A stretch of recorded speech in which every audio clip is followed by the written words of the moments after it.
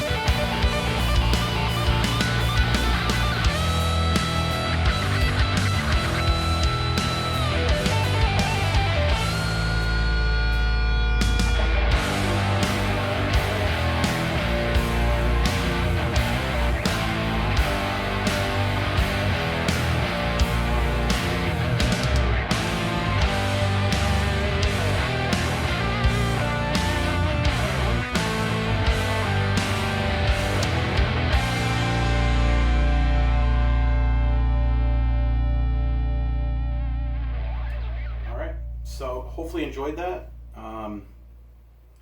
There's definitely some things I wanted to talk about regarding specific items that he was selling and some of the things that he said about those items. First off, I'll talk about the red ES335 Gibson.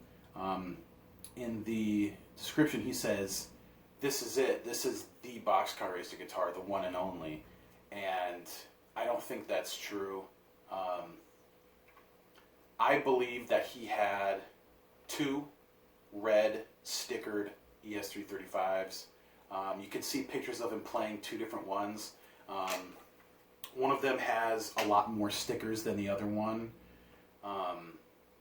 which I believe he still has. I saw it in a recent, documentary from Ernie Ball called Pursuit of Tone with Tom DeLonge. It was like over an hour long or something. It was really great. And you could still see that guitar out in the back, and he sold this one, a couple of years ago. So I don't think it was the one and only. I think that he had two. Still a very, very cool piece. Definitely one of the bigger items that he sold. I thought it was still really cool. So while it wasn't the one and only, still awesome. There were a couple items on there that just had the completely wrong description. I don't know if it was eventually fixed. Maybe,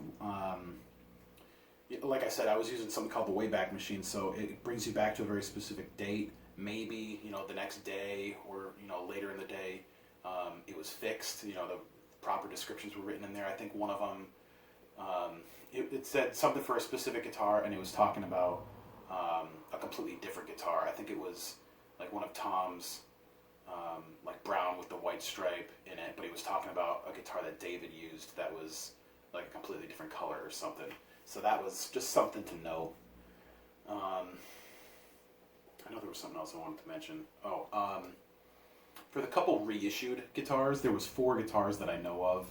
I couldn't really find much on these guitars. It was really tough to even find the old screenshots that I took, back in 2014 when he did this.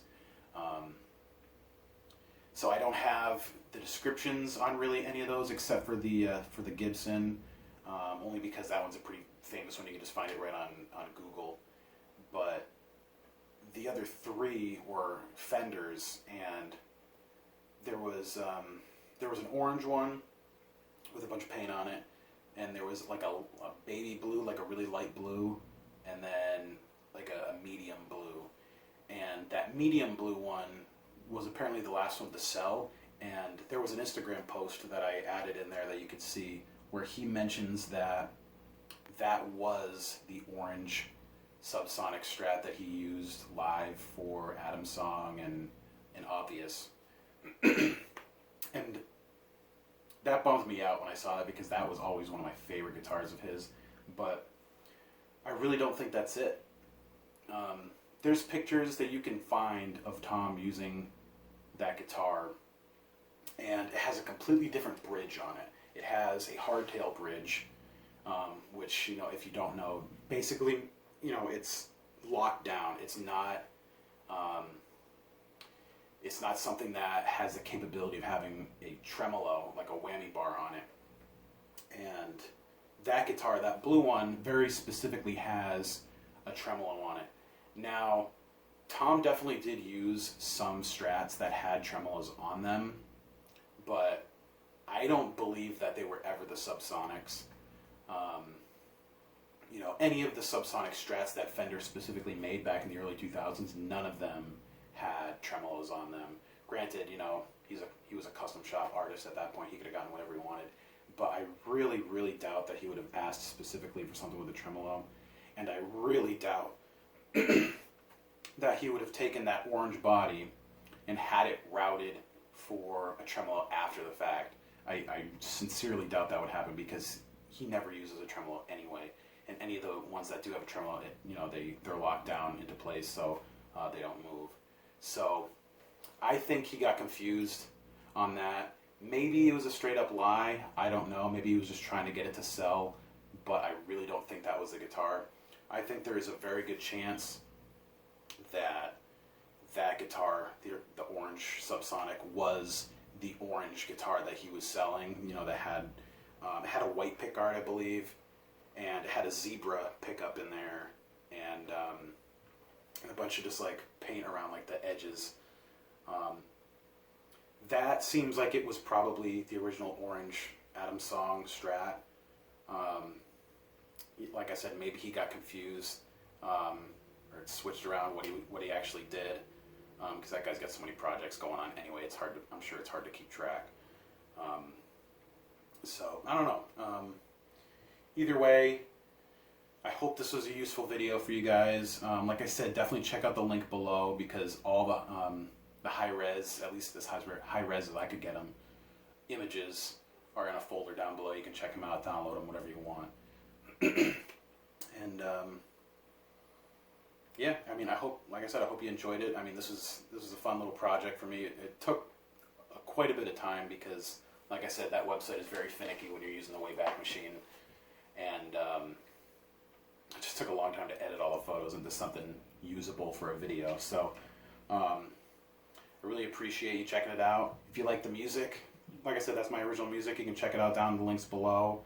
And if you have any questions, you know, I love chatting about Tom's old guitars and stuff like that, so definitely let me know. See you later.